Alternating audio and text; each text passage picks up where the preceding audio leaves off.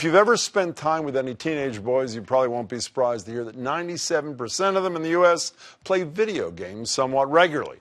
And with competitive esports on the rise, gaming is only getting more popular. But when does a hobby turn into an unhealthy habit? As Cristina Quinn reports, video game addiction is a reality for many, but there is help. 250 million people play Fortnite. That's bigger than the population of most countries. And it can be hard to stop playing, as this woman, who we'll call Mary, found out when her son's enthusiasm turned into an obsession. His character was changing clearly. He wasn't sleeping, he wasn't thinking straight, and he was starting to lie. She did what most parents might do. She took Fortnite away, but that backfired. Her son ran away, and then one night they rushed him to the emergency room. We felt that he may hurt himself.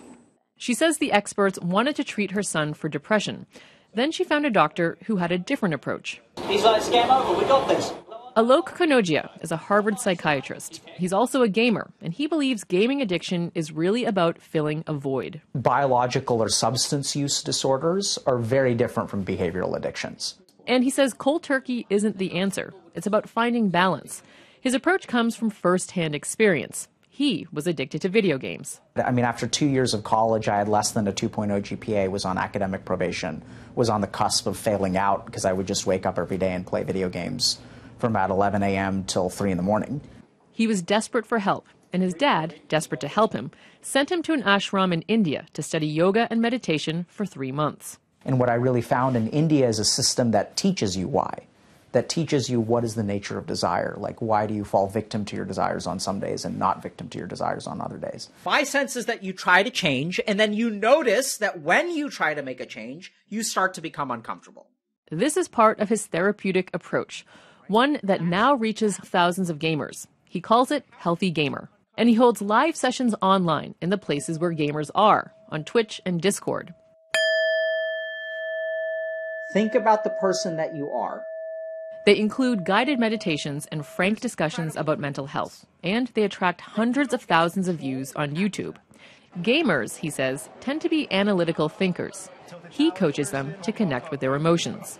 So a lot of the gamers that I work with are actually not aware of like what their negative emotions even are, because they spend so many hours a day doing something that is literally shutting off their negative emotional circuitry. Kanodia sees Healthy Gamer as a toolkit, a way to reach gamers who may not be able to access the kind of one-on-one therapy he provided to Mary's son. Alok has a way of talking to him with logic instead of cold turkey. It was more moderation, finding other domains in your life, finding that balance between the online world and the real world.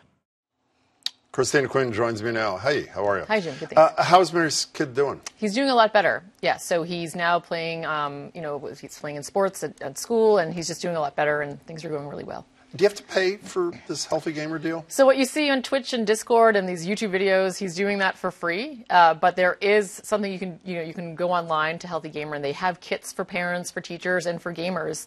What's really interesting with the approach for parents is that he's given them a guideline like, okay, if your kid's into Dungeons and Dragons, here's why. And it's like some insight into sort of like the kid's thinking. If he's into Fortnite, here's why. And sort of provides a framework for parents to get a better understanding of the appeal of these games. But that you pay for. That you pay for. So is it, am I being cynical to suggest that Healthy Gamer is an entry point in he hopes that you take the next step? I think he hopes for that, but he's also, I mean, there are so many videos. He's putting a lot of time into this, free of charge. How do we know if this works? I mean, I know we have anecdotal of it. How do you know? How does one know that this is working if it is? Yeah, I mean, there's really no hard metric, but they've told me that they've gotten really great feedback from gamers who are, these are people who are seeking out for help because they are sort of desperate.